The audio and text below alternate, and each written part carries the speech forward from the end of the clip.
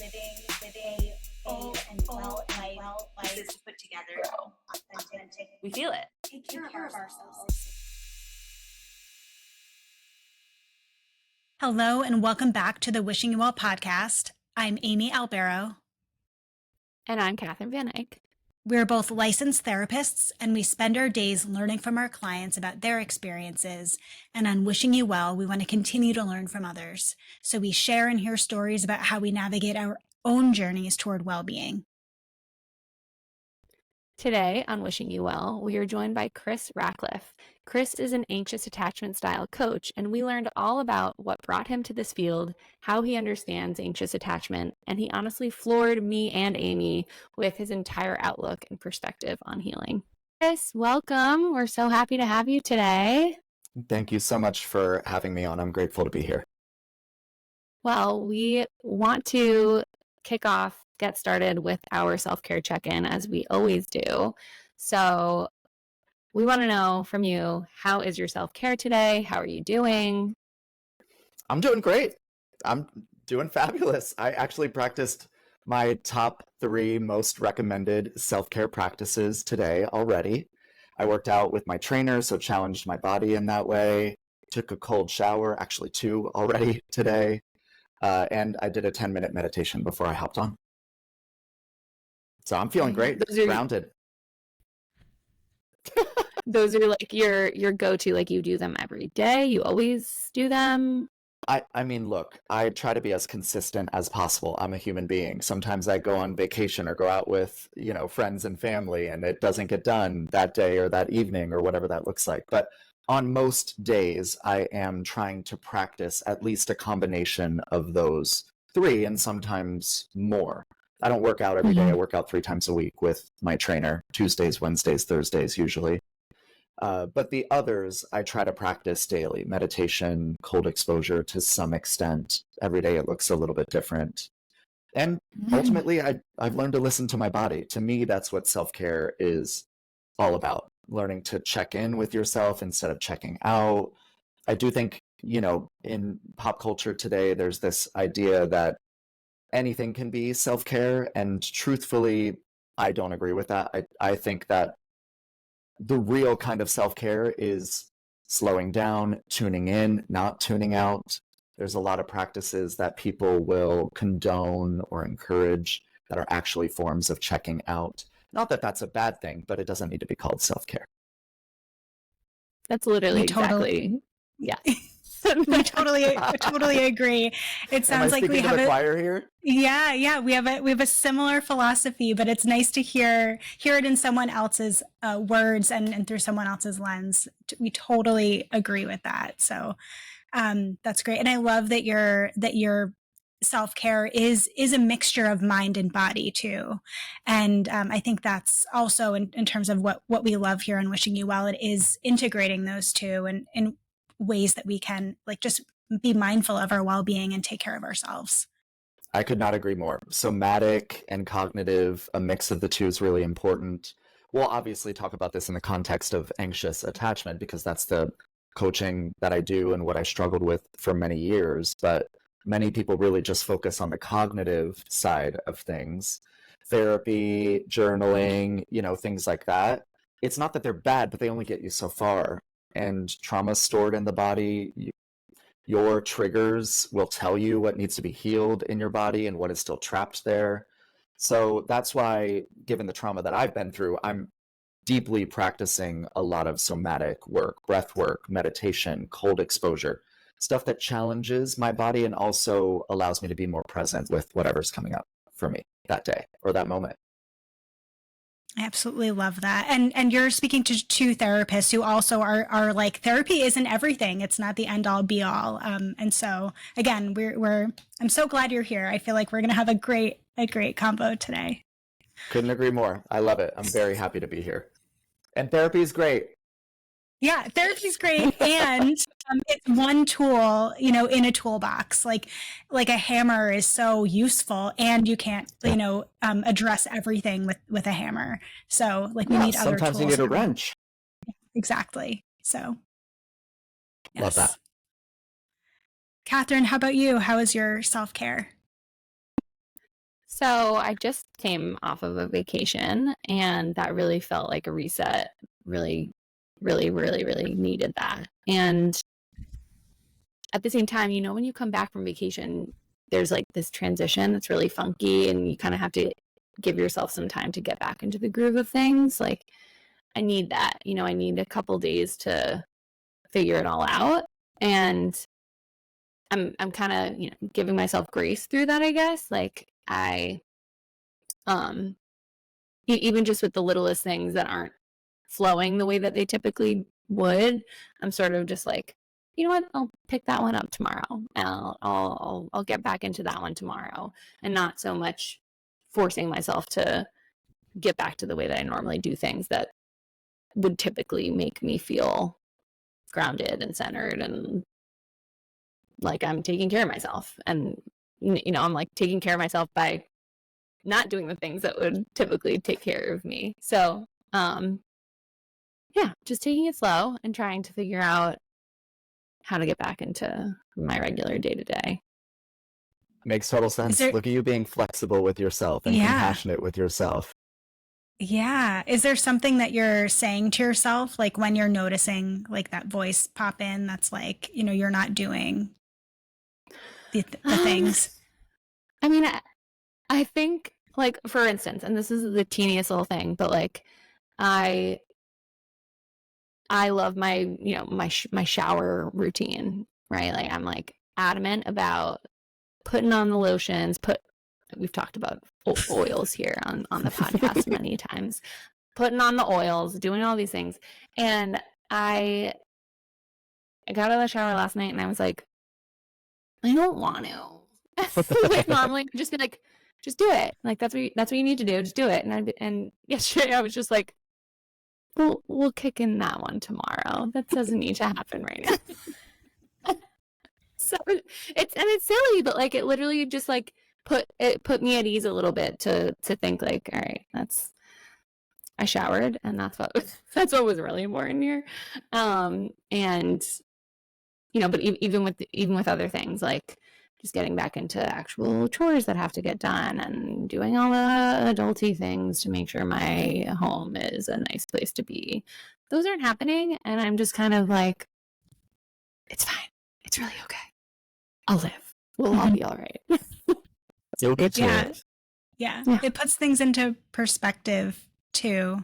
And like you're doing, as you said, like showering was really important. Adding the lotion, not as important. So like doing what needs to get done, like the necessities. Yeah. Yeah. Sometimes I mean, like, you go on vacation, and you are so fortunate enough to like not have to do a ton of things, right? Like, maybe not have to grocery shop and cook your own food, all these things that I would do all the time, it feels like. So coming back into real life, sometimes it feels like you have to check back into every single thing and right away. And this kind of like time around, I guess, I was just like, I can take it, you know, day by day and little by little. I don't actually have to like go full throttle into every little thing that has to happen. And it can just happen as it happens. So that's that. You're going at your own pace. I mean, that's Right. what self-care is all about, Mhm. you know? You're listening to yourself and what you need and prioritizing. And I think that's a beautiful message for people to receive.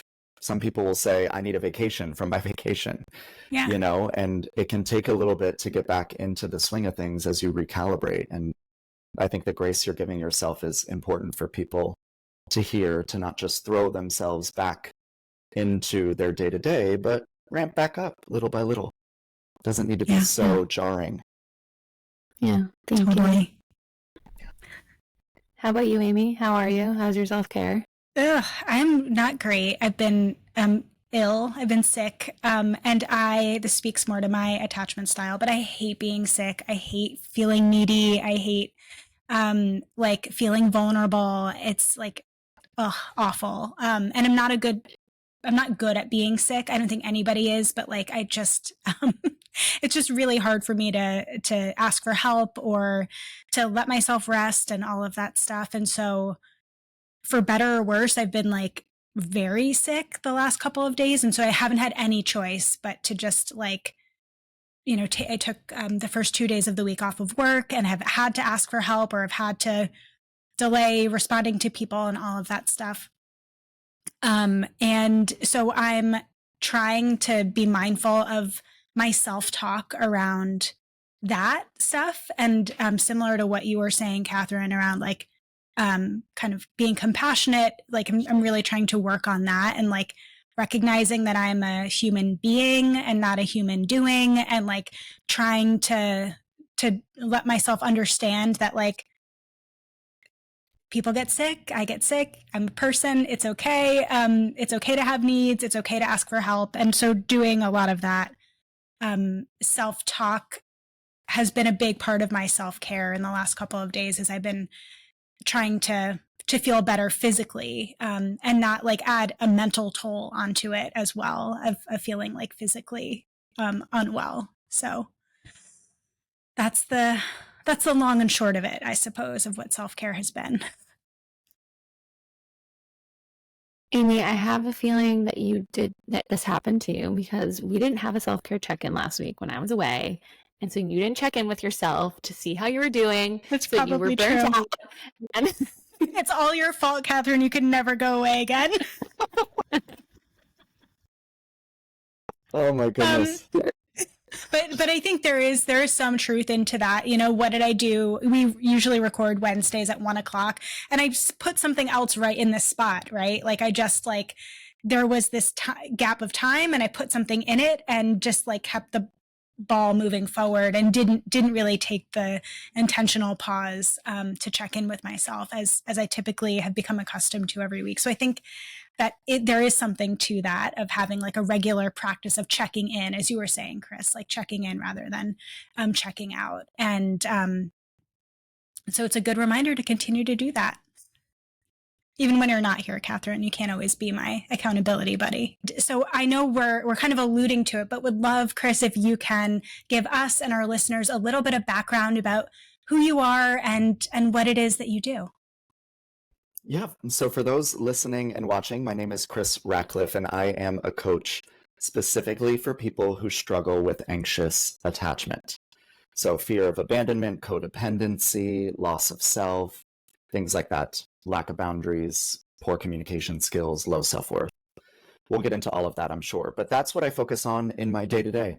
This is what I do full-time for several years. I've worked with about 400 clients in group and one-on-one environments over the past 3+ years on 5 continents. And it has been an incredible journey, and one that is rooted in my own struggle with anxious attachment. I got into coaching because for many years I struggled with the low self-worth and thinking that I was the defective one on the assembly line when I was created, really struggling with shame and not wanting to be needy, like you named earlier, and not knowing how to develop the skills that I needed to be more secure. So now I'm helping people as the healing companion that I wish I would have had on my own healing journey, and just sharing everything that I've learned in my studies of anxious attachment. I have a degree in psychology as well, but never pursued the more traditional kind of therapy route. Course corrected in my career a few years ago. And yeah, I have a book. I'm an author. My first book came out in 2020, actually. It's called It's Good to See Me Again, How to Find Your Way When You Feel Lost. It's about embracing change and learning to forgive. It's based on and about my own healing journey, how I found forgiveness for my mom, who passed away when I was 18 from alcoholism, my sister, who sexually abused me when I was 5 years old and who also passed away from addiction, and just coming to terms with the real deeply rooted trauma that I had experienced, especially growing up, that was beginning to have very real implications for my adult relationships. So I focus on attachment theory and specifically anxious attachment every day, all day. It's what I talk about with people all around the world. And I'm just, again, here to help people heal and not struggle in the same ways that I did. And honestly, not to waste years of their life just spinning wheels, not knowing where to start, where to turn, what to work on. And so that's why I get into doing what I'm doing. And it really does drive me. It's my passion. It's my purpose. I know that now. And I think it's why I'm here. Thank you, Chris, for explaining all of that, being so vulnerable already, and telling us a bit about your background and your story. I also know that you said that you didn't go the traditional route of like becoming a therapist, and you did a course correction a few years ago. Can you tell us a little bit about that and how you came to realize like this is your calling? You need to start doing this. Yeah, I took my first psychology course, AP Psych, when I was 17. And I've always been fascinated about what makes people tick, what makes them work, what motivates them, what inspires them. And in college, that led to me double majoring in advertising and psychology at the University of Miami. And I also ran a student publication as editor-in-chief at the end of, college. And ultimately, that sparked my interest to move to New York and to pursue a career in magazines and journalism and editorial. So I ended up working for some pretty big names in the publishing industry. I ran social media for Men's Health and Women's Health magazines at one point, as well as Entertainment Weekly and People magazines. And it was when I was let go in a round of restructuring from the latter, from Entertainment Weekly and People, after being there for almost 4 years. At the time, it was Time Inc. It's since been split up and, has merged with other companies now. And that process actually began in that restructuring, and I didn't know it at the time. But it was being let go at the age of 30 and feeling like I had peaked that really led to me doing some pretty deep introspection and asking myself, what now? I mean, I felt like, where was I supposed to go from there? I mean, I already worked for People magazine. It doesn't really get much bigger in the United States than that in the magazine industry. And it was glamorous and fun, and I was damn good at my job. But I also had a very unhealthy relationship with my career. I, for many years, was working from the second I woke up until the second I went to bed, going on business trips that, again, were really fun and really glamorous, but incredibly draining, and led to me having a very dysregulated relationship with my body and my nervous system, and to throwing my whole compass off in terms of my values and what it is that I wanted. I just felt like, this cog in a machine, and I didn't know how I kind of woke up and ended up where I ended up. And so through that process of curiosity and introspection, I just asked myself some pretty deep questions, like, why am I here? What do I want to do now? What am I curious about? What piques my interest? And it was during the time of unemployment after I was let go that, some pretty important seeds were planted to bring me to where I am today. I decided, you know what, I have more to say than just writing a tweet or a Instagram caption or, a Facebook post. I think I have a book in me, and maybe even several. And that's when I started pulling together what I wanted It's Good to See Me Again to be about. It went through many rounds of restructuring. I'd never written a book before. I didn't even know where to start. I was learning as I went. Ultimately, as an extension of writing the book, I really sat down and thought to myself, how can I expand on this? There's got to be another way for me to pivot here, to do something that can expand on helping other people heal. And that's when coaching came to mind. But honestly, I didn't immediately know that I was going to become a coach for people with an anxious attachment style. In the process of writing the book and honing my writing, I launched a website and started blogging. And so I decided to test a blog on my website. Obviously, I had a lot of exposure in, online media and newsrooms. So I understood SEO and image selection and obviously copywriting.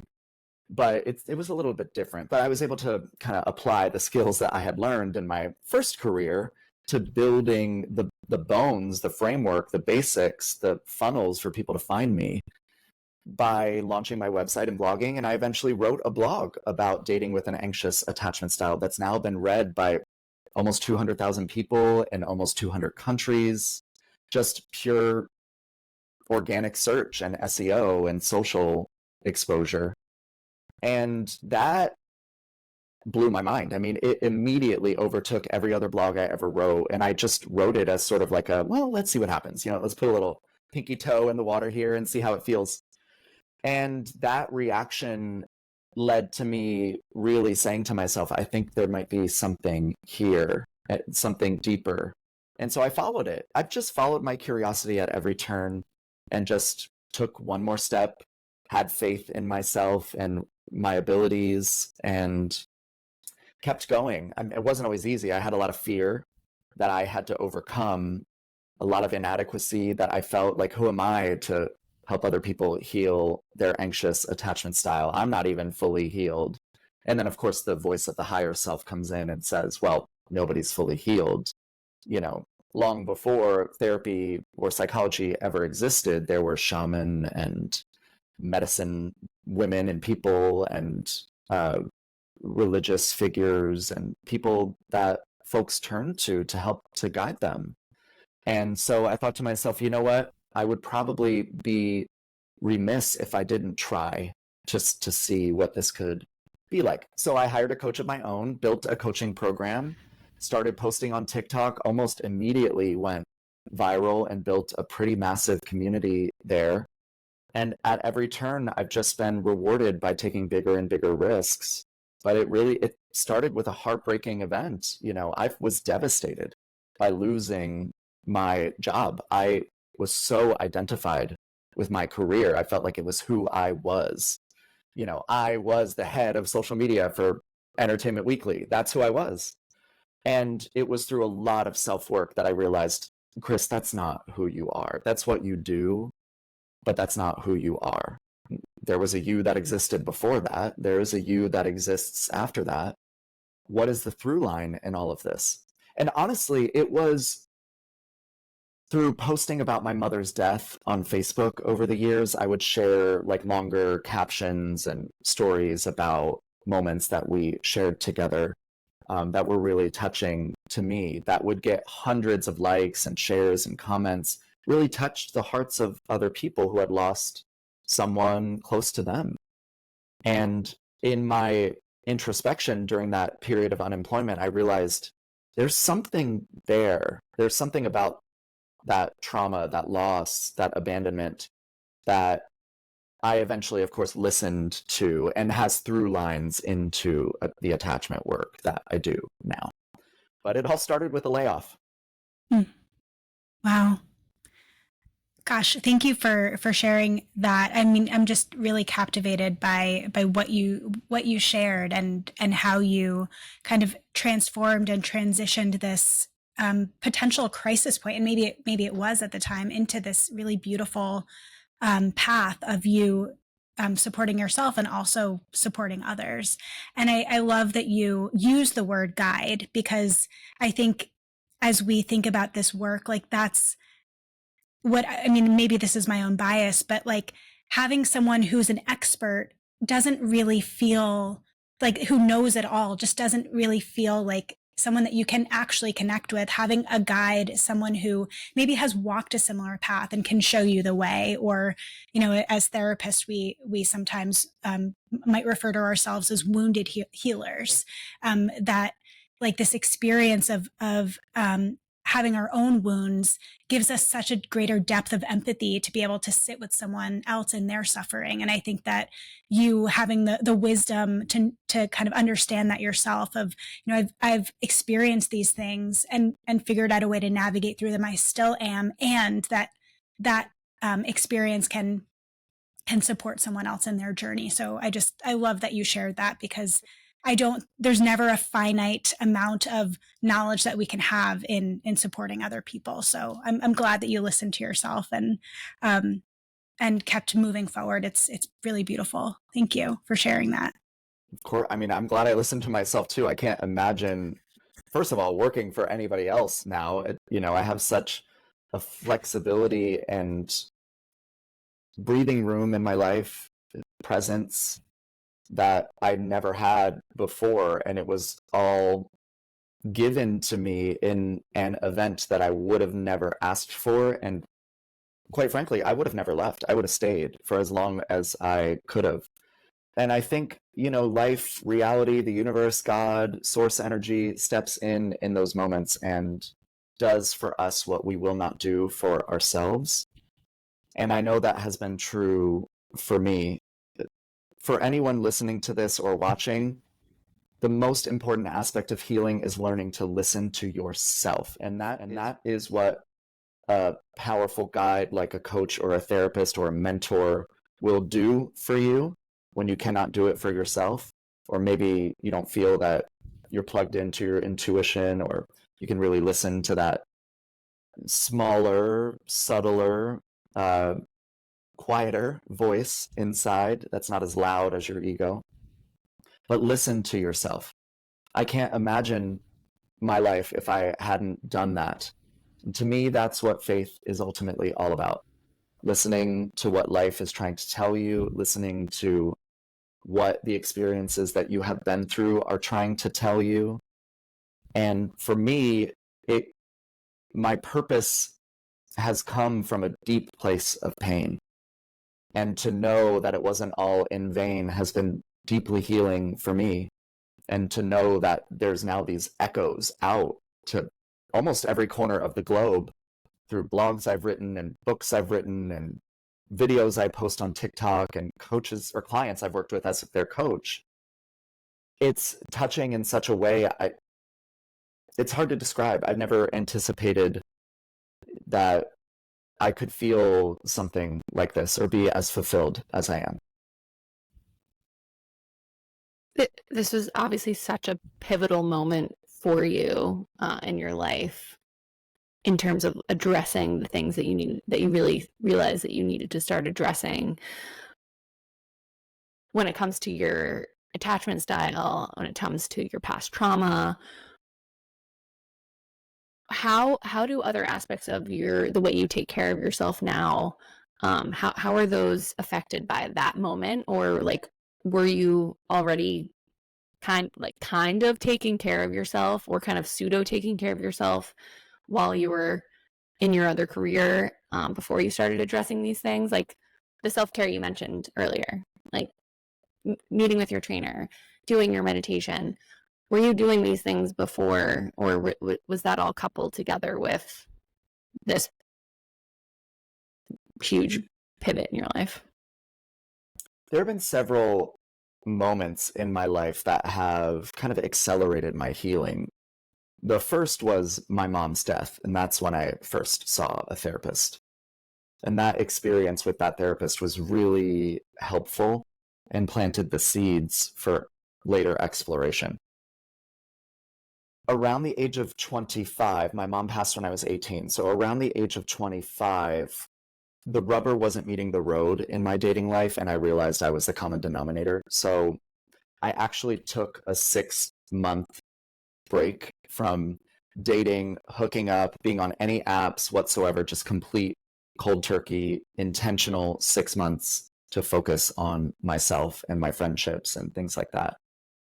And it was one of the best things I ever did for myself. It really was, albeit an overcorrection, but a way for me to set better boundaries with myself, to learn to take better care of myself. All of a sudden, I had all this time on my hands. I wasn't going on dates every night of the week in New York City, where I lived at the time. I wasn't going out all the time. I slowed down. I learned to listen to myself. I set financial goals. I all of a sudden had all this energy that I could invest in myself, that was rejuvenating, that actually created more energy, which was really fascinating to me. I read so many books and did retreats, and it was a really restorative time for me where I took a lot of accountability for the role that I had been playing in recreating relational dynamics that had come from my past and were rooted in trauma. And it wasn't until I was laid off and obviously started that process of figuring out the career transition that I also identified my attachment style. And it's funny because you have a degree in psychology and you talk about these things, you learn about these things, but sometimes you don't always look in the mirror and apply them to yourself. And it was through working with another therapist after the layoff that really helped me. I had just broken up with someone who was avoidant and then in that dance, the push-pull, the anxious avoidant trap, if you will.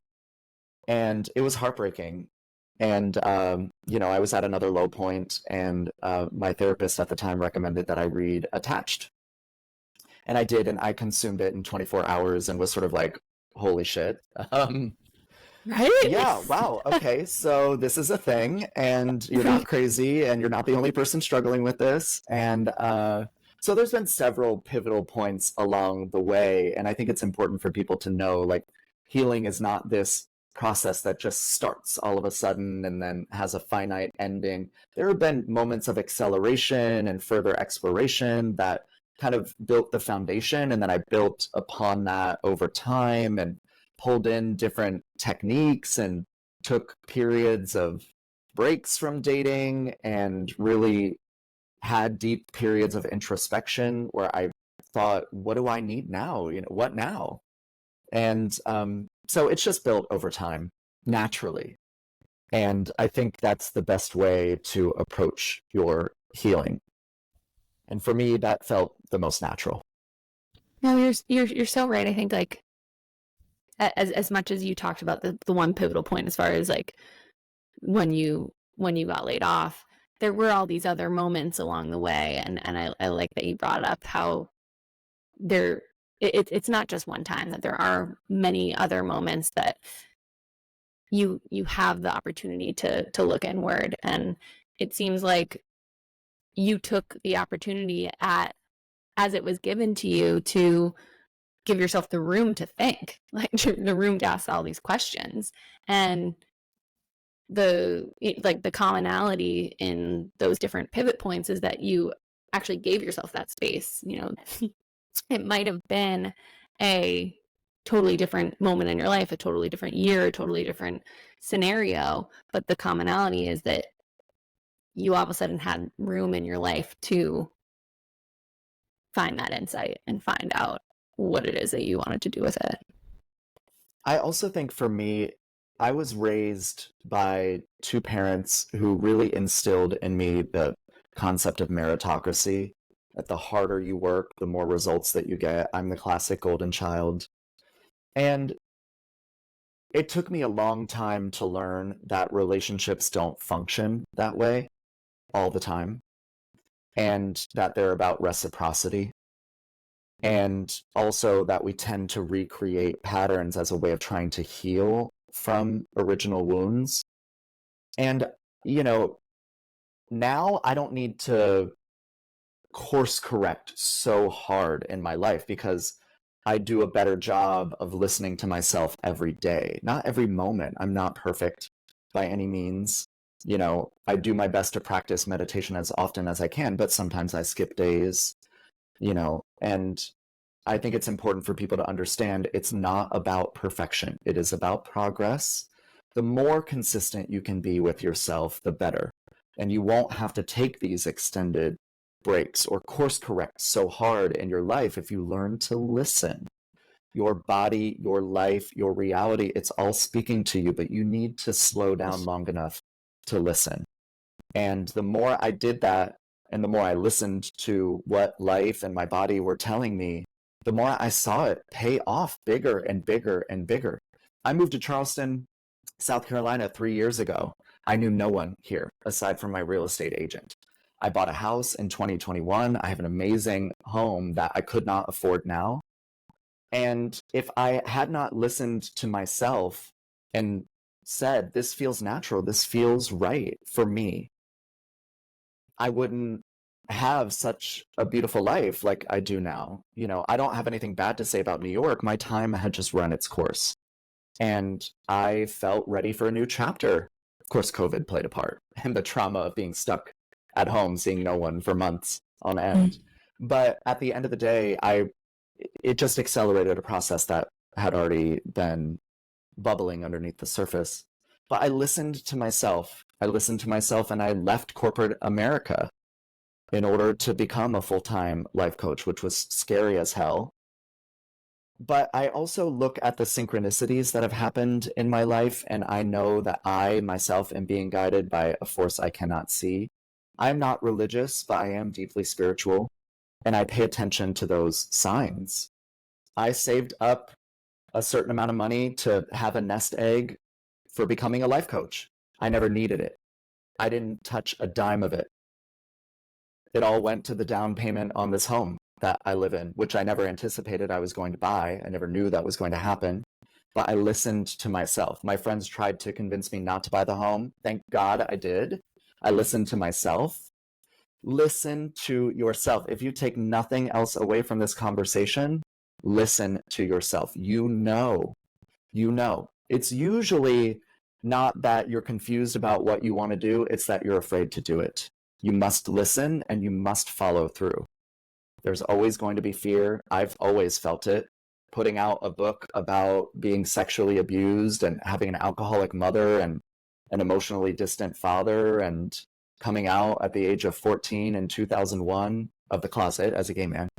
You know, none of these things were easy for me to talk about, but I found the more I do, the more I did, the more people connect with me, and the more raw and real they know I am, because I'm not holding back. I'm being true to myself, and people gravitate to that. And I have found it just keeps paying off bigger and bigger and bigger for me in my life. And so I listen and keep leaping. It's scary at times, but I keep doing it. It keeps paying off. Well, first I want to say, like, you ooze authenticity, like, and it's so, like, I can tell, like, you're just being so authentically you, and that is so compelling and so appealing, and I appreciate that so much, and it's such a trait in people that I admire and I aspire toward. I'm still in my people pleasing recovery era, and so it's Me tough, too. but I so appreciate that. Like, I feel it in the way that you're talking, and I want to get a little bit more into attachment styles, but it sounds like the way that you're talking about kind of listening to yourself and trusting yourself, like, that you've developed a secure attachment with yourself, which I think is also so difficult to achieve when we have so much of this external noise, and all of the other people's opinions that sometimes get weighed more heavily than ours. And so I just want to highlight that you're kind of turning up the volume on your own voice and really listening to that and trusting you and trusting your voice and yourself sounds like has been such a huge part of what's continued to propel you forward. Self-trust is massive when it comes to healing. So much of anxiety comes from the uncertainty of not knowing what's going to happen, and yet we can never control what's going to happen. But if you remind yourself, I will do what I need to do when I need to do it, and even if it's scary, I will take the leap, I will follow through, I will end that relationship, I will walk away, I will set the boundary, I will have the discussion.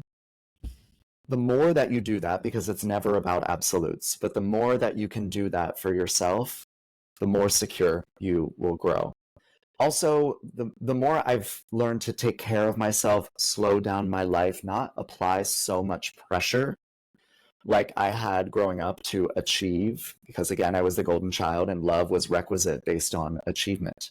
Get good grades, win that medal on the soccer field, be a good boy. The more I did that, the more I was showered with love and affection, and the more my parents bragged about me. And of course, that leads to people pleasing and being an overachiever as an adult. I've learned to just slow down now. And that's such a big message that people need to hear when it comes to growing more secure. Slow down, soften up, release the pressure. You don't have to have it all figured out. You might need to make a plan. You might need to find some support on your journey because healing is safety dependent, not time dependent. You need people who really get you.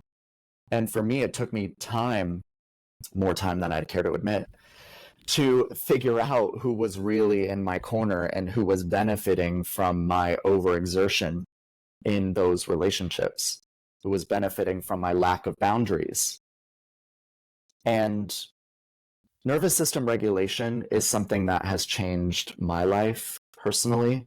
I don't think I really understood that it was what I was doing when I took the 6-month break from dating and hooking up altogether and went cold turkey and really started to slow down my life. But I was learning to have a healthier relationship with my body.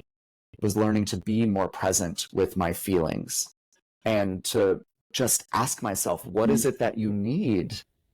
And to then give that to myself, to listen. That is the essence of nervous system regulation. And for me now, it's a combination of both being present for anything that comes up, because I'm not immune from experiencing fear and doubt and worry and anxiety. I feel them all the time, but my relationship with those feelings is vastly different than it was. I don't fear my fear. I don't get anxious about my anxiety. I listen to what they're trying to tell me while also understanding that they are not factual.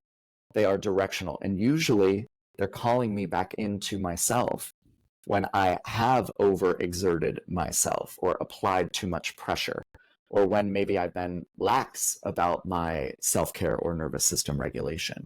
So I listen to that and I slow down and I say, you know what? Okay, this is what I need. I don't need more plans. I'll cancel plans. I'll carve out more time for myself. I'll ask myself, okay, well, do I need company? Truly, do I need social connection? Okay, let's go. Let's, go and have coffee with a friend. Let's go for a walk with a family member. Let's, just get out, move your body. Don't be so stagnant too. It's also about tolerance, building up a tolerance for stress. Because when you go through trauma, especially relational trauma growing up, you learn to disengage from and dissociate from the sensations in your body. So the stress never works its way out, and we become addicted to the stress cycle as adults without realizing it, and yet it never completes. It never really works its way through us. And so learning to allow those cycles to complete and to be with the stress and to build more tolerance for it by challenging your body through things like weightlifting or cold exposure, which is tremendously helpful for the nervous system. These are all things that are essential for healing anxious attachment and growing more secure, and things that have changed my life. I don't treat myself the same way that I used to. I'm not so harsh with myself. Harshness and healing can rarely coexist. So please listen to that if you're listening. Don't be so harsh with yourself. That harshness, that voice internally that's telling you, do, go, more, is usually the voice of, it's an amalgamation or average of the voice of the most critical people in your life. And usually that was your parents. Not always though, but usually. I just need to say, I can tell that you're so good at what you do because I just want to listen to your voice on a loop. Same. I'm walking through my day. I just want to hear you in my ear. Thank you. Thank you. That's very kind. Yes, I feel the same way. But I know you've been giving us kind of these great tidbits and gems throughout our time with you about what people with an anxious attachment style can do to kind of move toward a more secure relationship. But are there other things where you're talking about listening to yourself, kind of trusting yourself, slowing down and tuning in? What are some other things that people can do to move toward a more secure attachment style? There are 3 essential elements that must be in place in order for healing to occur. The first is time. And this is where most people stop. Time does not heal all wounds. If it did, we all would have healed from the shit that we went through in childhood, and yet very rarely is that the case. It just allows it to seep down into the subconscious, to fester and to take over your life. It will come up in different ways because, again, that stress, the feelings have not been released or expressed. A lot of healing is also about the journey from repression or suppression to expression. So the more that you can learn to open up and communicate, the more you will heal. It is scary, of course, and practicing in a safe container or environment with a therapist or a coach helps tremendously. Second element for healing is intentional action. What are you doing with that time? Now, it's not always about doing. You also need to learn to be and to feel. That is an aspect of the doing. That could, for all intents and purposes, be more the intentional aspect of it. Intentionally being with self, carving out time to slow down. These are all actions that you can take that aren't always about doing. But it can, for instance, be practicing forgiveness for people who harmed you, who may or may not still be present in your life. You do not need them for closure. You can find it without them. I know because I found forgiveness for my mom and my sister after they died. I visualized having conversations with them in my mind and what they would tell me. And it was deeply healing. And when I talk about guttural crying, it happened. I mean, shedding tears, dripping in tears, having these conversations with them in my mind. And I believe in the power of visualization very much. The third aspect of healing is love and support. We are social creatures and we do not heal in isolation. Now, that does not mean that, especially for anxious attachers, you don't need to grow more independent, because you do. In fact, that is oftentimes the coming back to center that many anxious attachers need. As codependents, they have lost their sense of self, being so focused on managing the emotions of other people and being so deeply concerned about being abandoned and emotionally monitoring the environment around them through hypervigilance. You must bring that focus back to yourself and grow more independent. However, having safe relationships where attunement can be modeled for you, where co-regulation can occur, is essential. Because if you're wounded in unsafe relationships, you heal through safe ones. And again, these are not all or nothing prospects. It's not completely safe or completely unsafe. But the more often, the more present safety is in a connection, the more it will help you to feel heard. And the more heard you are, the more you will heal. Yeah. You said most people stop at time. Why do you think that is? Well, because there's that cliche, time heals all wounds. Yeah. And many of us lack healthy relational models in our lives, despite having such a wealth of technology to connect with other people. Connections and relationships nowadays are quite shallow. And many people don't feel supported, encouraged, heard, understood to the extent that they need. They're not going deep with the people that have the capability to do so. But many people don't. Many people have not addressed their deficiencies relationally or from a skills standpoint. They have not developed the skills to listen, to understand, and comprehend versus to respond. They haven't learned to be with their own feelings. So how the hell can they be with yours? They don't even know how to hold space for themselves. So that is why most people stop at time. But over, I think, the past 20, 30, maybe even 40 years, there's been more and more of a movement towards being more conscious, towards feeling your emotions, towards talking about and addressing mental health.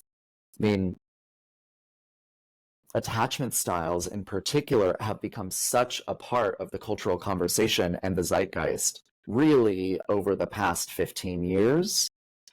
And they're incredibly overused now. People are like, oh, it's my anxious attachment. Is it? Or are you just reacting to the environment around you? You know, not that they're mutually exclusive. But at the end of the day, attachment theory is one door to the house that is you. It is a pathway for self-exploration, but it is not the only one. And people need to understand that.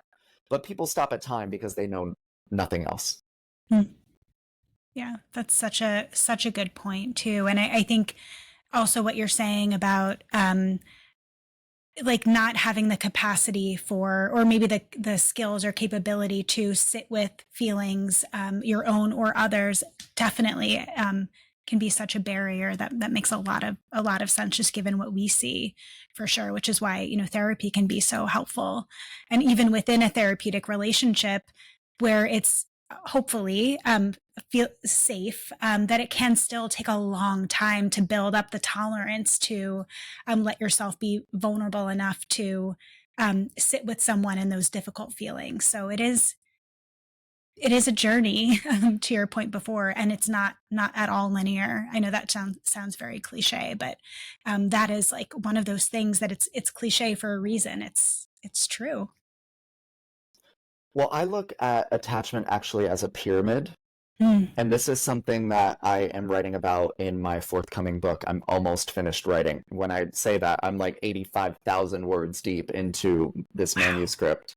It is almost there, y'all. It's coming out in 2024. I don't know when, but it's coming. Yay! This baby is going to be Exciting. birthed at some point, okay? It has been gestating and baking for too long. But it's coming. The attachment pyramid helps to describe the fact that we're all trying to climb up the pyramid in advance towards security and towards secure attachment. And yet many of us will go from one side of the pyramid to the other, from anxious to avoidant, or perhaps even disorganized. So at the end of the day, please know that as you're climbing, you might need to take breaks. You might even need to come back to the level below where you are in order to solidify your position as you climb. That is a part of the process. That is not taking a step back and not something to beat yourself up about. Again, harshness, beating yourself up, self-criticism, this is only re-wounding you in the same ways that created the anxious adaptation that so many people are dealing with. The invalidation, the harshness, the pressure. You must learn to relieve that more often than not in order to advance.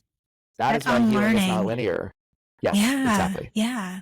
And I think, from my experience in working with a lot of clients, like the idea of giving up the harsh voice, like, well, on some level it might seem like, okay, duh, like that, it doesn't feel good to talk to myself this way. But on another aspect, if that's all that we have come to learn, and if we believe that is what gets us from point A to point B, then it's really hard to give it up, because we have this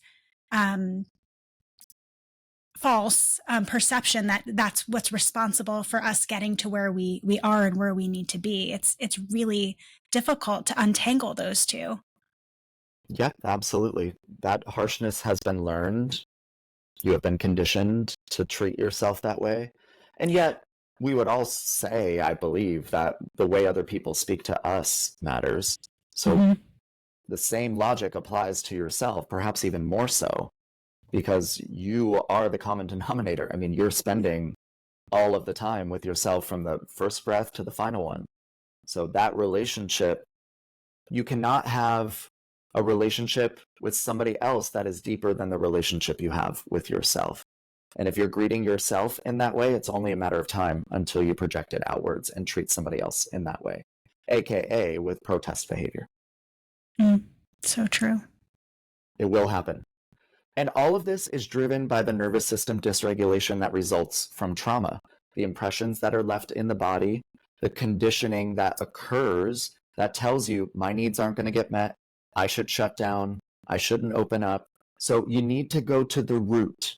You need to go to the level of becoming more regulated than you are.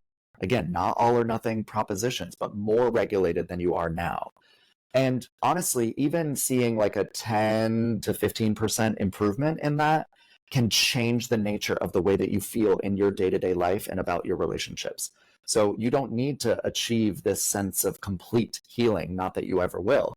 The incremental stuff is what's sustainable, and how you treat yourself every day, which accumulates over time, adds up more than these big breakthroughs that so many people are seeking. It's also how we have those breakthroughs. They occur because of the accumulation over time. So such a good point. Go ahead, Catherine. I feel like I'm talking incessantly. No. No, I feel like I'm just like so in it. My mind is swirling with everything that you're saying. And of course, I can't help it. No, I just need to say, as a sidebar, I'm on the side seeing if your book is an Audible. No, it's not. Not yet. No. Mostly because I don't want anybody else to narrate it. And yeah, Chris. You have the perfect voice to do it. Thank you. Thank you very much. I mean, at this point, it's just a process of being like, okay, I need to get the studio time. I need to carve out the time in my schedule to do it. I don't know if I'll do it for my first book. Fair. Admittedly. Yeah. But I will probably eventually do it for my forthcoming one, which is called Needy No More. Needy No More. Okay. Well, we'll be sure to. Sorry, I'm like so distracted. Like I need to see if this. You want to get your hands on the unfinished manuscript. No, you don't. Trust me. It needs to be edited. It needs a little finesse. Maybe that's the perfectionist in me. Okay, so I know we really only had like one last question around how healthy, like what do you think makes a healthy relationship? I don't know if that's a nice place to kind of wrap us up, if that feels good to you, Chris. Absolutely. Yes. I mean, healthy relationships are the goal, first and foremost with yourself, of course, because again, you are the common denominator in your life. So you need to make sure that the housekeeping is underway internally too.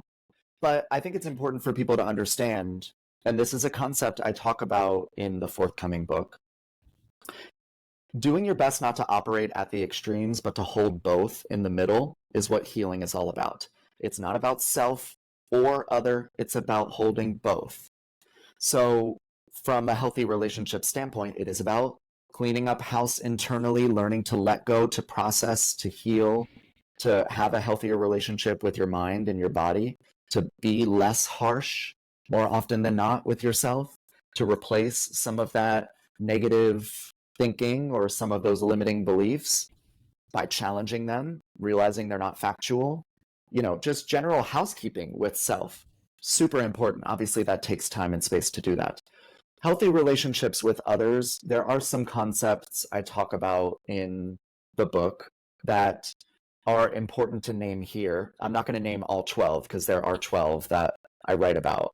There's a model that I developed called the PACER model that addresses this and how to date if you have an anxious attachment style and what to look for. And I think it's also important, again, to remember that it's not about checking boxes on a list. A lot of this stuff is felt. So before I even get into the concepts, I want to make that very, very clear. It's not just about saying, oh, yeah, this person is attuned to me. Great, check. Moving on to the next. No, it's about exploring and gathering data and feeling into the experience of what it is like to try to get to know this person. The extent to which you feel safe with them. Obviously, that's very important. It's foundational for relationships. Must be prioritized by people with an anxious attachment style. Some concepts I'll throw out there are attunement. So to what extent is this person plugged in to how you feel and to your life? Are they able to hold space for you, with you? To what extent? I keep saying that here and I keep writing it in the book because I really want people to understand there are levels to this. This is not a matter of yes or no or all or nothing, trying to prevent some of that natural distorting cognitively that happens for someone who's dysregulated, like someone with an anxious attachment style. But attunement is a big one. Do they get you? Do they feel invested in your day-to-day? If you tell them you have a big project at work, are they checking up on you, asking you how it's going? If you are not feeling well, if you're under the weather, Do they offer to get you soup, send you a care package? Do they just check in on you, ask you if you need anything? To what extent do they do this? Consistency is another one that's incredibly important. And again, not all or nothing, but to what extent does this person's actions match their words? Are they integral? To what extent? Do they, over time, increase the amount of intimacy and vulnerability? Are they reciprocating? Reciprocity is another concept that is important. To what extent do they match your energy, your vulnerability? Are they going there with you? If you share something deep and personal about your life, something that hurt you or something that really touched you, and they're not matching that, that's not good. That's not good, and it must be addressed. With curiosity and openness, ask them directly, hey, I shared this and I noticed you didn't share in return. Tell me more about why. I'd like to know. I'm just curious what reaction that might have brought up within you and what roadblocks might be here to you sharing a little bit more. Be curious. Curiosity is a big one when it comes to healing. Ask directly. The more direct you become, the more secure you become, the healthier the relationship becomes. Indirectness is what the insecure attachment styles are all about. They will do everything in their power to bounce around the conversation, talk to everybody else except for that person. You need to get to the root and be more direct. Also, something else that's important is comprehension, not just communication, but comprehension. Does this person really listen to understand, or are they speaking over you? Does it feel like their responses are planned? That's obviously not good. There's so many others, obviously, in the 12, but that's a kind of preview of what you should be looking for in a partnership. Attraction is obviously one of them. And I don't just mean physical. In fact, the more connected you feel to someone, the more you will grow to care for them. And the attraction will grow physically and will develop naturally.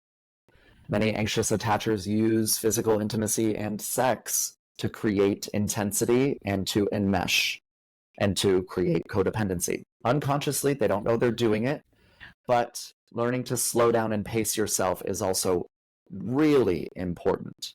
And to not give up your plans, to keep prioritizing the things that matter to you so you don't lose yourself in your relationships.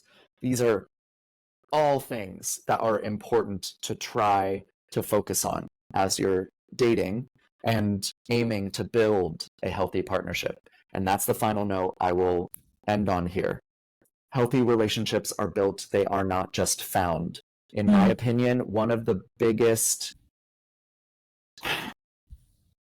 points of improvement that the book Attached could use in terms of a revision all these years later after it's been written.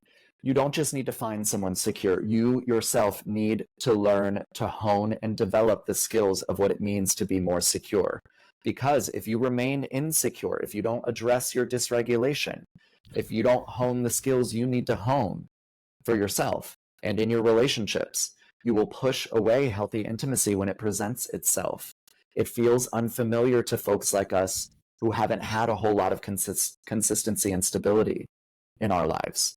So you will push it away. That is why just finding someone who's secure is not always the answer. Does it help? Absolutely. Yes, having someone that is regulated, who can hold space for you, who reciprocates, all the things we just talked about helps tremendously. But it is not just about them. You yourself must open up into that container if you want to have the healthy relationship that you desire. And if you do not do that, it will not advance beyond a certain point. And someone who is secure will walk away because they will know that you're not going to the depth that they desire. I think that's such a great call out. And also, one thing that you had brought up about yourself and your journey is kind of noticing, like, I'm the common denominator. Where can I take accountability and ownership for this? And I think that that is also what you're speaking to with that last point regarding secure attachment. So I love that you added that in. But Chris, thank you so much for being with us today. I'm like just so inspired. I'm on pins and needles now, waiting for your next book. I hope that you'll come back when it's out to talk more with us about it. But thank you so much for being with us today. Where can our listeners find you and your book and all that you've got to offer? First of all, thank you so much for the kind words today, Amy, Catherine. It means more than you could ever know. Truthfully, words of affirmation are my biggest love language. So thank you. I appreciate everything that you have said today. So in terms of finding my book, it's available on Amazon now. It came out in 2020, almost 4 years ago. The time has flown. It's called It's Good to See Me Again, How to Find Your Way When You Feel Lost.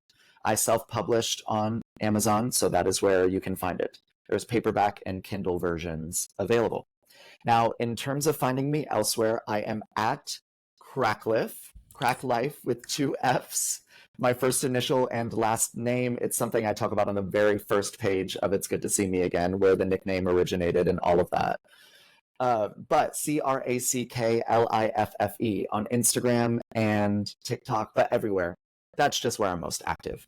I have a wealth of videos on TikTok. There are hundreds that address healing the anxious attachment style. So go and consume them. They're free.